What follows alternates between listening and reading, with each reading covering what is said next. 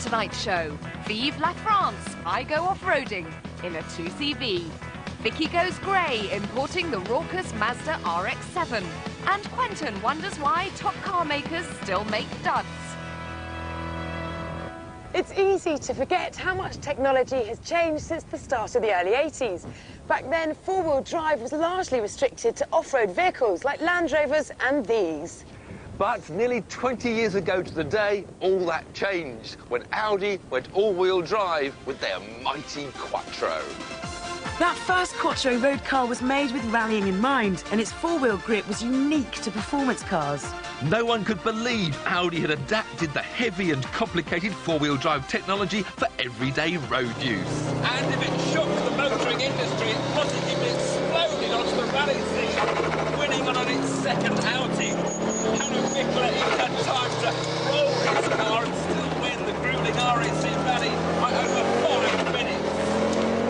80 left, followed by 50 right, going into 30 Ricky, left. what are you doing? You can't even see over the dashboard. What are you talking about? I'm being a co-driver. But best of all, French driver Michelle Mouton upset every hairy-bottomed bloke when she became the first woman ever to win a World Championship event in 1981. Nice one, Michelle. Don't get carried away, Vic. She was the only one. Don't let girl power go to your head. Shut it, Needell. I'm in the driving seat now. The Quattro absolutely obliterated the opposition in its second year, winning 7 out of 12 World Rallies. They took the manufacturer's title in 82 and 84, the driver's crown in 83 and 84, and for 4 years the Audi just kept on winning and winning and winning. But other manufacturers were catching up. To Audi's credit, it was the production-based Quattro that made rivals create out-and-out supercars to keep up.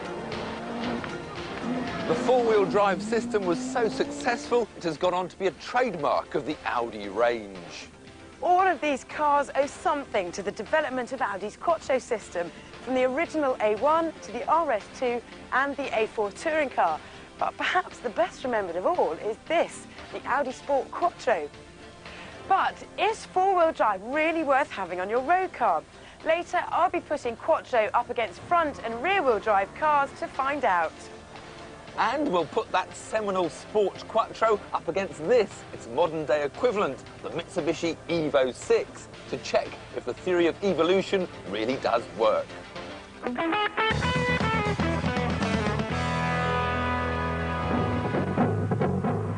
Remember the old Mazda RX-7? It was a great piece of kit, but you could count sales on one hand because sports car buyers preferred their Porsches.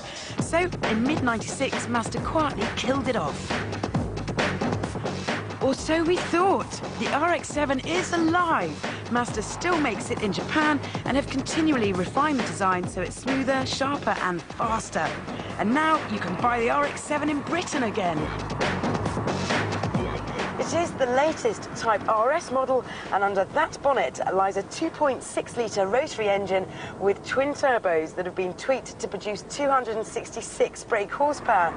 Top speed is 155, but even more impressive is the 0 to 60 figure.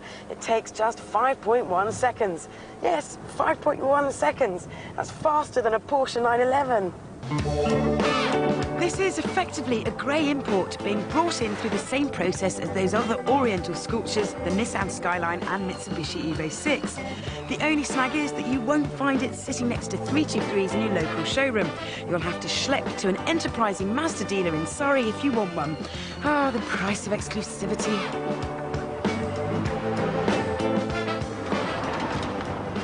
There is no doubt that this is a beefy motor, but the rather substantial performance isn't quite matched to the girly, curvy exterior, though that has been mildly modified from this rear spoiler all the way down to the front, where there's a bigger air intake and spotlights. Nothing has drastically changed inside either. It's still typically Japanese in being rather black and plasticky. And then there are these so-called rear seats, and frankly I find these belts rather optimistic, unless of course you want to strap in that very precious cargo. It's all that fits, I promise you. We've tried everything.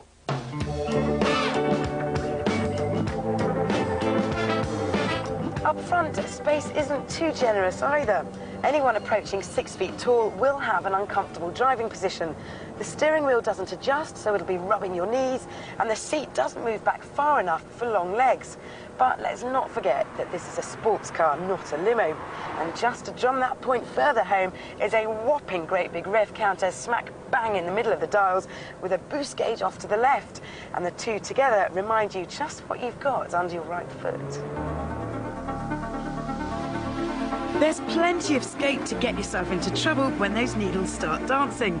You'll need a big side order of self-restraint if you don't want the RX-7's near supercar speed to lose you your licence. Oh, and there's one other thing. I have saved the best bit to last because this RX-7 costs a whisker under £30,000 and you get a 3-year warranty with that.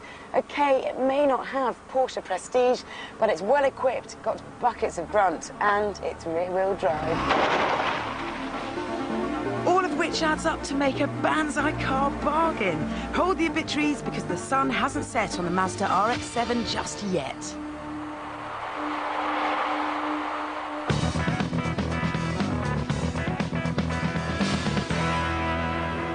Think of the most bonkers thing in the world and then times it by 10 and you'll still be nowhere near how mad the subject of this next bit is. You see, say off-roaders to most normal people and they'll say Land Rover Defender, best 4x4 by far. Say off-roaders to Louis Barber and he'll say Citroen 2CV. See? Barking.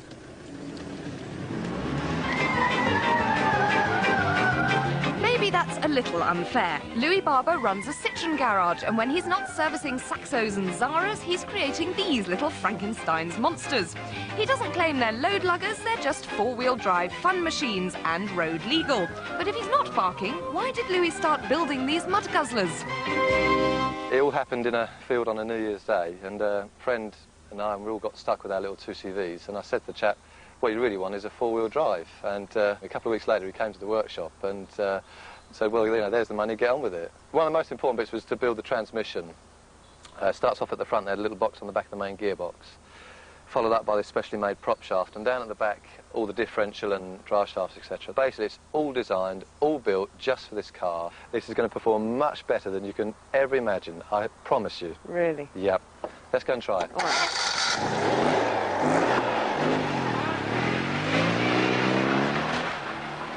He really is mad if he thinks I'm going anywhere near that thing without a cab. OK, I'll put Louis' claim to the test with a quick race against the Land Rover. So let's see how the Land Rover gets on. 3, 2, 1, go. So can the 2CV do it? Let's see.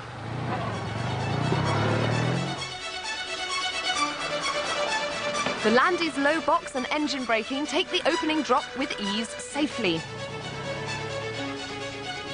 Mud, glorious mud.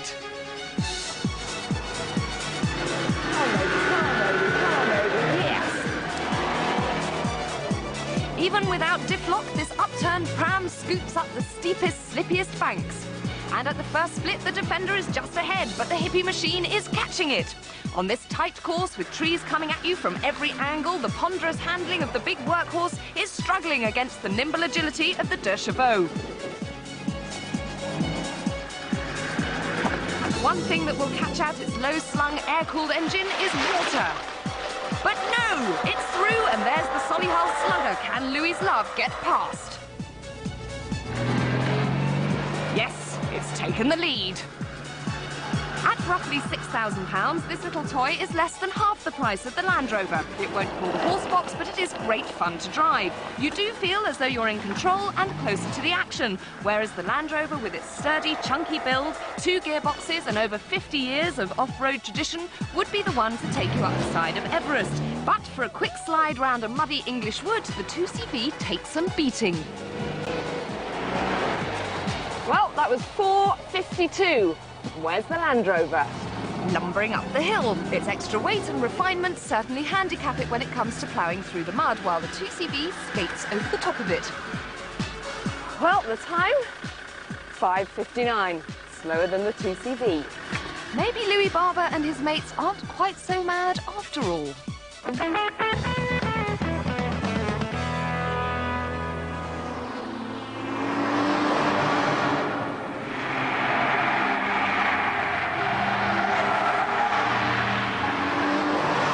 We've established that Audi's Quattro system is the absolute business if you're tearing through a Welsh forest.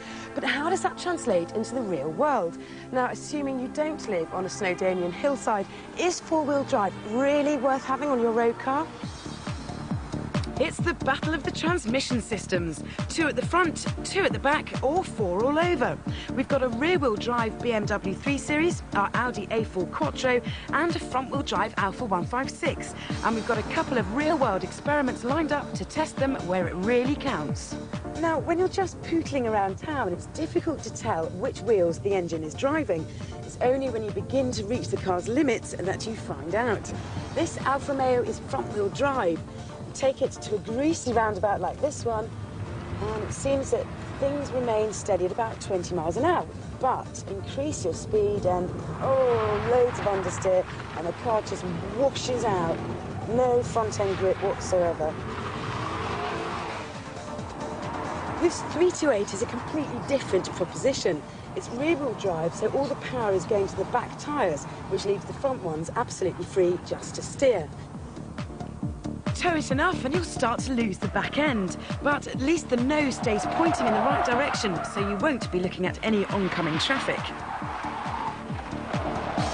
And if you've got the option of traction control, it'll automatically reduce the juice and tame the turn. My foot is absolutely flat on the floor and it simply refuses to misbehave.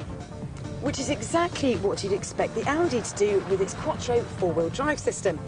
So let's put some more gas on and, oh, there we go, the nose just washes away with understeer, but not quite to the same extent as a front-wheel drive car.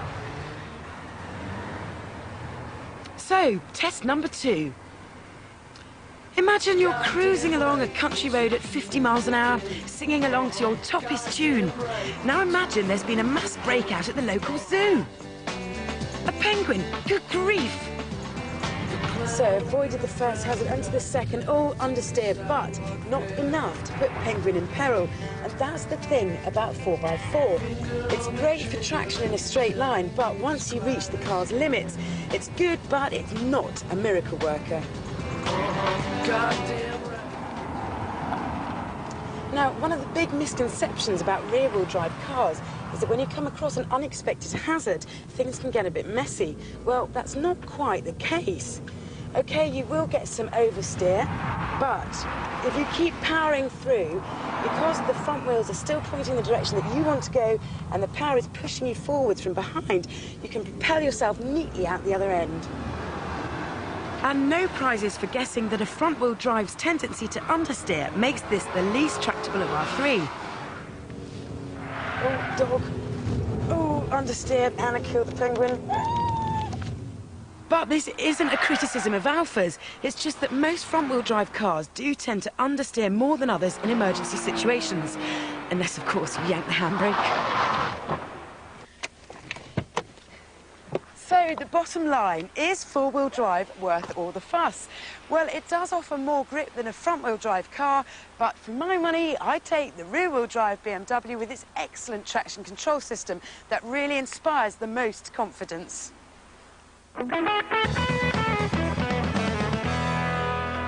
In the cutthroat car market, some brands command the sort of respect to make lesser manufacturers weep into their sales sheets. But some of the most prestigious price lists still feature unlovable rogues that prove even the mighty make mistakes. These are the runts. Take BMW, a synonym for performance, style, dynamic dash. This Z3 1.8 Roadster might seem a lot like a sweet suburban trinket. You might even be enticed. But under that long bonnet, where pricier Z3s keep sonorous straight sixes, this straggler has a feeble 4-cylinder that couldn't pull over a house of cards. This car is slow, with a capital S, and to find out exactly how, I have an operative who is going to accelerate from 0 to 60. We'll come back to him in a bit. But it's not only the Germans who misjudge things. The Japanese do it too. Honda would like you to think they are a dynamic, happening brand, and they spend millions on Formula One to prove it. But what on earth were they thinking about when they made their flagship, the Legend? Forget all you've heard about rorty, race-bred NSXs and Type Rs, because this car is a big, fat barge. It's not very nice inside either. The wood is from some very nasty plastic trees and the switches are seemingly positioned at random. Oh, and the leather is taken from an 80s lounge bar. And if you're expecting the usual controlled Honda driving experience, forget it. This is a pale facsimile of a luxury car. Its composure is upset by virtually every pimple and acclivity in the contours. It goes around corners like a performing dog, and its steering is vaguer than William Hague. The end result is a festival of dynamic mediocrity. The Legend's biggest problem is that it has its drive at the front, not the back. Pity, really, because the 3.5-litre V6 is quite sweet, though the smothering action of the auto box means it needs a good old prod to perform. But ultimately, that chrome H just lacks car park cachet. The best thing about the Legend is that it's big. And so is an elephant, but I don't want to drive one of those either. Let's see how the Z3 is getting on. Nope, not quite hit 60 yet. In the meantime, let's have a look at a wallflower from the sad side of the showroom, the Subaru Justy. Now, Subaru is a pretty solid brand. They've long held the respect of hardy farming types, and thanks to Colin McRae, the Impreza Turbo has become an object of laddish urban lust. But this is weirdness personified. It's a shopping trolley with all the charisma of an old shoe. Based on the Suzuki Swift, which, let's face it, isn't a terribly auspicious start, the Justy has the normal, underwhelming underpinnings of a Super Mini with the added complication of four-wheel drive. But why? You can't off-road, there's no ground clearance. Oops, there goes another camera, oh dear. The Justy's oily bits were never that hot in the first place, but once you put all this extra engineering under the floor, it ruins the ride and makes an already asthmatic engine even slower. Yes, you have got extra grip, but you'll never get to the sort of speeds where you'll enjoy it. This is loathsome.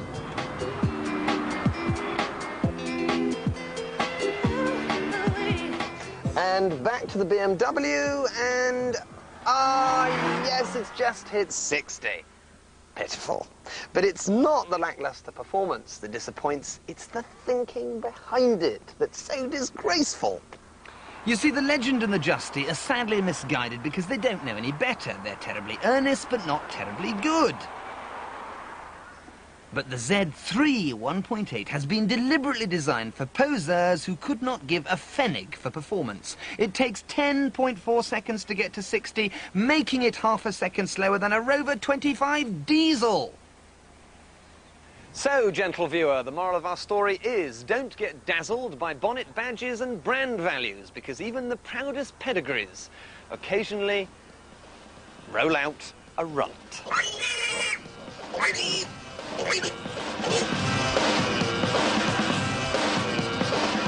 This year's British Grand Prix is on Sunday, the 23rd of April, and if you want to be there, listen up. We've got 2 tickets for the greatest show on wheels, and you could be on your way to Silverstone if you just come up with the answer to our simple question. How many British drivers are entered for this year's Formula 1 Championship? Is it A, 4, B, 5, or C, 6? Give us a call now on this number, 0900 133 8855. That's 0900 133 8855. And don't worry if you didn't get the pen and paper in time, we'll be giving that number again at the end of the show.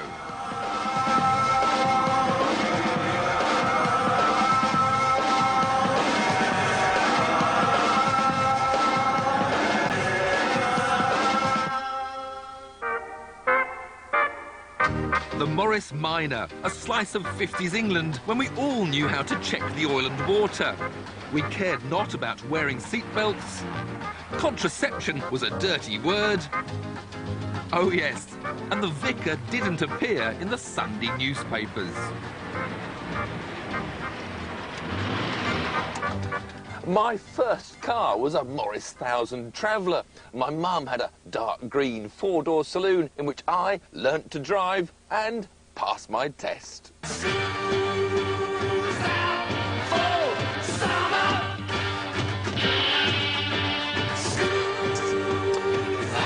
Happy memories. But if you thought the Morris 1000 was all about the Suez Crisis and cream teas, think again.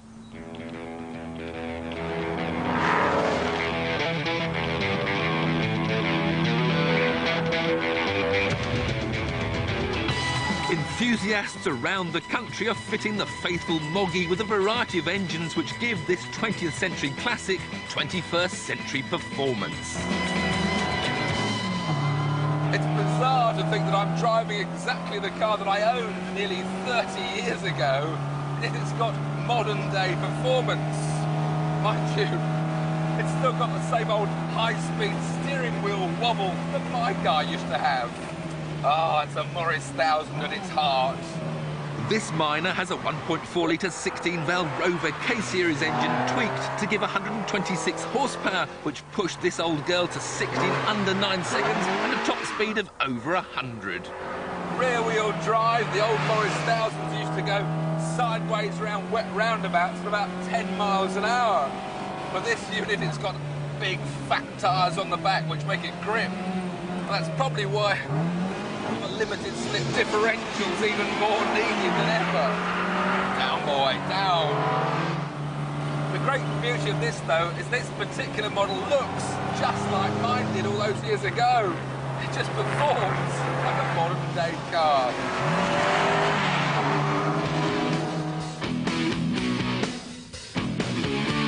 But some say it's a bit disrespectful to turn a June Whitfield into a Melanie Sykes.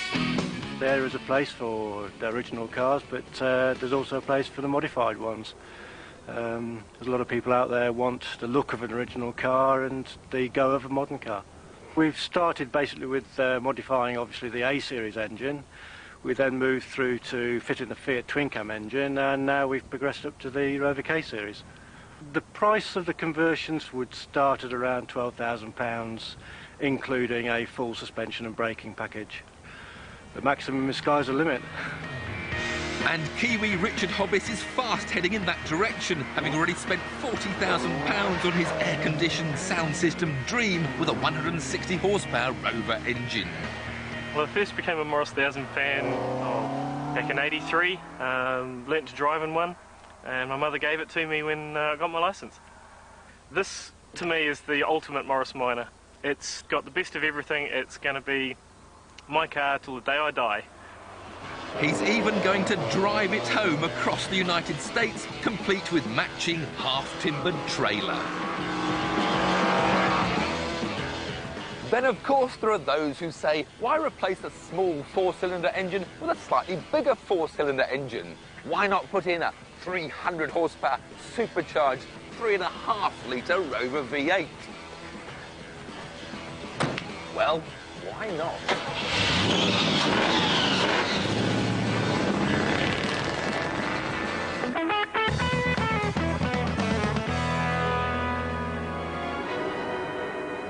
And so to tonight's main event, a 3-lap race. 2 rally-bred road cars, both sired by the rally champions of their respective generations. The big question, will Needles in the old-school Audi take the honours, or will today's technology tell for Butler-Henderson in the Mitsubishi? The Audi Sport Quattro was launched in 1983 as the ultimate homologation version of the short-wheelbase rally car. And it was so far ahead of its time, it shouldn't be underestimated against today's rally champion. Otherwise known as Mitsubishi's Evo 6, the current undisputed supercar slayer in a saloon shell. It's got loads of power, tons of grip, and it'll change direction faster than a ball bearing in a pinball machine. Which still won't be fast enough to beat me in this Audi. See you at the finish line, Vix. Oh, poor deluded boy. You don't know what you're dealing with.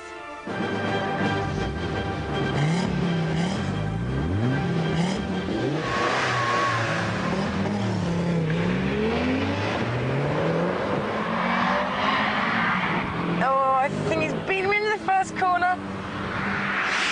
We've made the start. That's the difficult bit over and done with. It should be easy peasy now.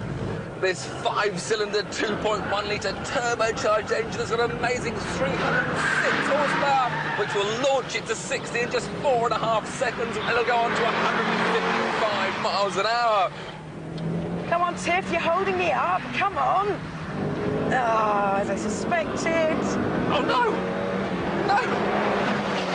Methinks her Mitsubishi's got more than the 280 horsepower in the Japanese brochure. Well, if you can't win fairly, cheat. What? He's cheating. I don't believe it. Needles is cheating. Bye! I may have one less cylinder than the Audi and a slightly smaller engine at 2 litres, but in the dash to 60, I can keep with his 4.5 seconds, and I shall keep on going to 150 miles an hour.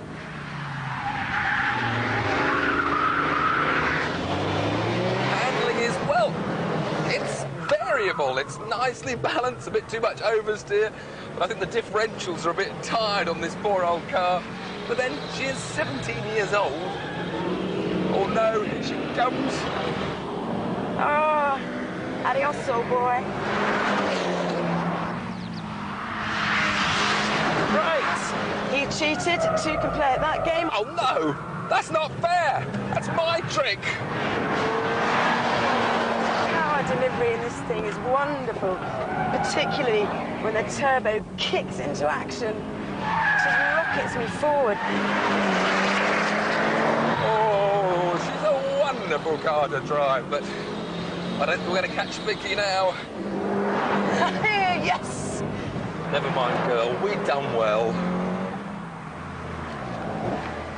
Well, there you are. Proof that new technology has moved four-wheel drive on to new levels. Youth triumphs over old age. Hey, Tiff? OK, so the young pretender may have taken centre stage. But let's face it, it probably wouldn't be here at all if Audi hadn't made the bold move into four-wheel drive 20 years ago. Next week, world-beating sports cars, and they're made in Britain.